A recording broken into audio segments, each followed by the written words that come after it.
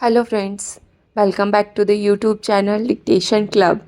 आज का डिक्टेशन आनंद मासिक पत्रिका अंक 7 से लिया गया है, जो कि 3 अलग अलग स्पीड में होगा, जो कि रहने वाली हैं 80 शब्द प्रति मिनट, 90 शब्द प्रति मिनट और 100 शब्द प्रति मिनट। इसकी पीडीएफ आपको टेलीग्राम चैनल में मिल जाएगी, जिसकी लिंक आपको नीचे डिस्क्रिप्शन बॉक्स में मिल जाएगी। इसके अलावा आपको अन्य प्लेलिस्ट जैसे कि अन्य आनंद मासिक पत्रिका के अंक के डिक्टेशन और newspaper dictation, 10 minute non stop dictation, Ramdhari Gupta खंड 1, रामधारी गुप्ता खंड 2 के डिक्टेशन की प्लेलिस्ट की लिंक भी नीचे मिल जाएगी। और आपको हमारा यह प्रयास अच्छा लगता है तो वीडियो को लाइक तथा चैनल को सब्सक्राइब ज़रूर करें। तो डिक्टेशन स्टार्ट करते हैं 5 सेकंड के बाद।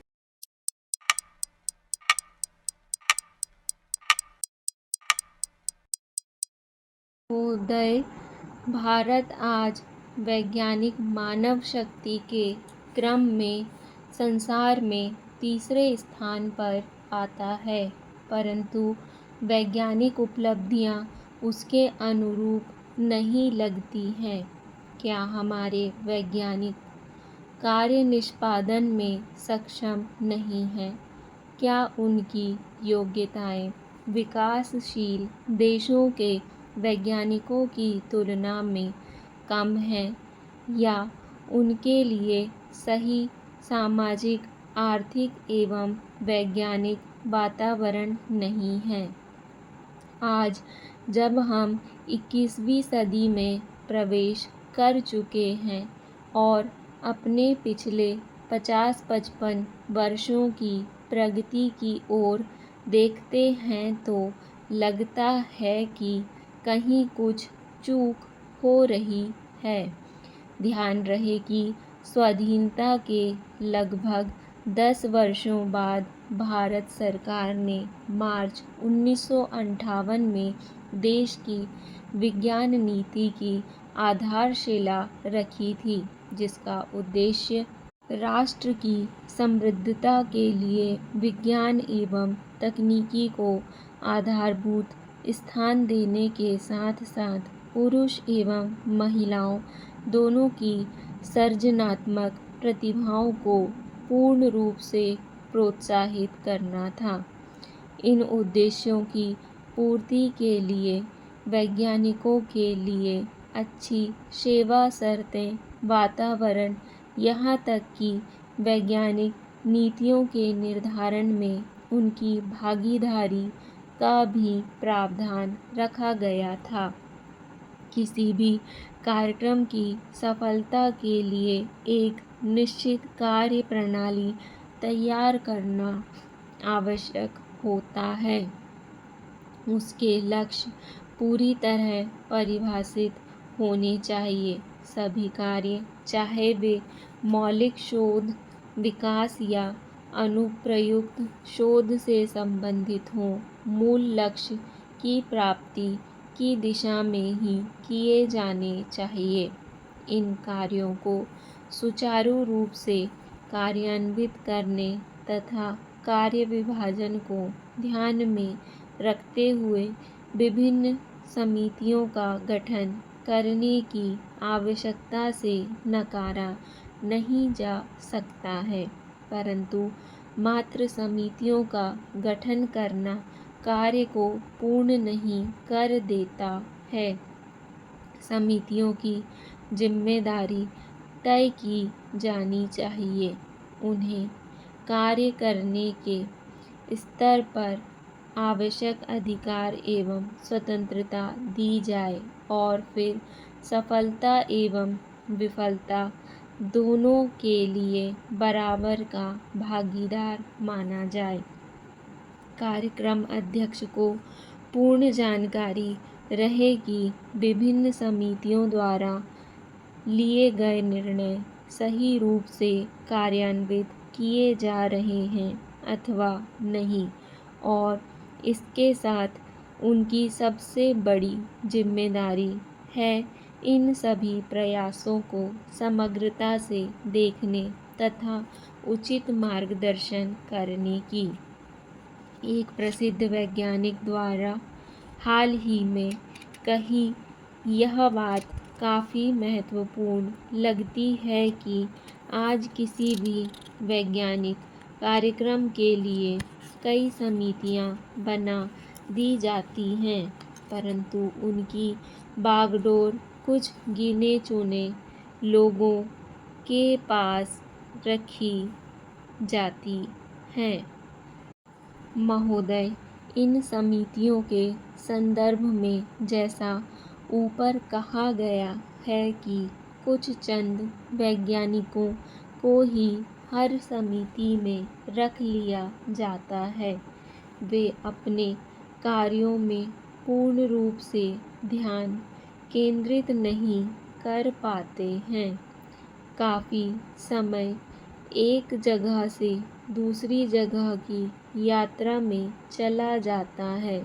आखिर उन वैज्ञानिकों को अपनी अपनी सीमाएं हैं। प्रश्न यह है कि इतने विशाल वैज्ञानिक समुदाय, जिनमें कई अंतर्राष्ट्रीय ख्याति प्राप्त हैं, के बावजूद समितियों का कार्य कुछ लोगों तक ही सीमित क्यों? अभी हाल में प्रसिद्ध वैज्ञानिक भाभा परमाणु अनुसंधान केंद्र के निदेशक ने इस ओर स्पष्ट शब्दों में संकेत दिए हैं कि वैज्ञानिक मानव शक्ति का इष्टतम उपयोग नहीं हो पा रहा है। इसलिए आवश्यक है कि ऐसी संस्थागत प्रणाली तैयार की जाए ताकि अनुसंधान एवं विकास में लगे वैज्ञानिकों और औद्योगिक इकाइयों में अधिकाधिक पारस्परिक विचार विमर्श के साथ साथ एक मधुर तालमेल भी बैठ सके। प्रश्न किसी को दोषी ठहराने का नहीं है, बल्कि राष्ट्रीय हित को अहम समझते हुए कार्यक्रमों के दौरान आ रही कठिनाइयों को हल करने का है। वैज्ञानिक उपलब्धियों में जो अपेक्षित प्रगति नहीं हो पा रही है, उसके लिए एक ओर नीतियों तथा उनके कार्यान्वयन में कुछ कमियां हैं, तो दूसरी ओर वैज्ञानिकों के कार्य के प्रति व्याप्त उदासीनता भी है। इसके लिए सक्रिय वैज्ञानिकों तथा नौकरशाही के बीच उपस्थित बड़ा भेद कुछ हद तक जिम्मेदार कहा जा सकता है। किसी भी राष्ट्र की विज्ञान और तकनीकी की प्रगति इस बात से नहीं आंकी जाती है कि उसके प्रबंधन नौकरशाही का स्वरूप कितना बड़ा है, बल्कि उसके शोध कार्यों की गुणवत्ता कैसी है। नौकरशाही की अपनी भूमिका है, परंतु जब वह शोध एवं विकास कार्यों की महत्ता को नज़रअंदाज करके अपने ही स्वरूप को बढ़ाती चली जाए, तो यह सबसे बड़ी दुर्भाग्यपूर्ण बात बन जाती है। शायद यही कारण है कि आज वैज्ञानिकों की रुचि वैज्ञानिक कार्यों से हटकर प्रशासनिक कार्यों की ओर बढ़ रही है। आज के वातावरण में पदों की महत्ता अहम बन गई है, चाहे वह किसी विज्ञान समिति में हो या संस्थान में विभागाध्यक्ष या निदेशक का हो। काफ़ी आकर्षक होते हैं, क्योंकि एक ही योग्यता वाले दो वैज्ञानिकों में से एक जिसके पास पद है, वह दूसरे के मुकाबले वर्तमान प्रणाली में अत्यंत महत्वपूर्ण बन जाता है। यह विज्ञान की प्रगति में बाधक है। महोदय, मैं कोई अर्थशास्त्री तो नहीं हूँ, परंतु मैं भारत के लोगों के बारे में थोड़ा बहुत जानने का दावा अवश्य करती हूँ। मैं उनकी कठिनाइयों और आकांक्षाओं से परिचित हूँ। पिछले 6 महीनों में कोई भी दिन ऐसा नहीं गया जब मैं देश के हर भाग के कम से कम 200 लोगों से ना मिली हूँ। किसी दिन तो मैंने 500 व्यक्तियों से भी भेंट की है। मैं यह स्वीकार करती हूँ कि जब मैं उनसे मिलती हूँ तो अपनी सफलताओं को मैं गर्व की दृष्टि से देखती हूँ। योजनाओं के आकार का प्रश्न तब भी उठाया गया था जबकि मैं सूचना और प्रसारण मंत्री थी। तब भी मैं छोटे आकार की योजना के विरुद्ध थी। हमें इसके मनोवैज्ञानिक और राजनीतिक पहलुओं पर विचार करना चाहिए। छोटी योजनाएं जनता की आवश्यकताएं पूरा नहीं कर पाएंगी। अभी उस दिन मैं आंध्र में थी। वहाँ मुझसे गरीब से गरीब आदमी मिलने आया और कहने लगा कि हमें इस्पात का कारखाना ज़रूर चाहिए।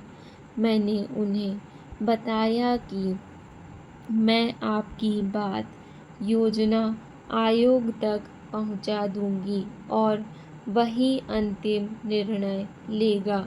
मैंने उनसे पूछा, क्योंकि इसका इस्पात के कारखाने पर तो भारी लागत आएगी, इसलिए उसके बदले में क्या आप कुछ सिंचाई के कार्यों को तरजीह नहीं देंगे?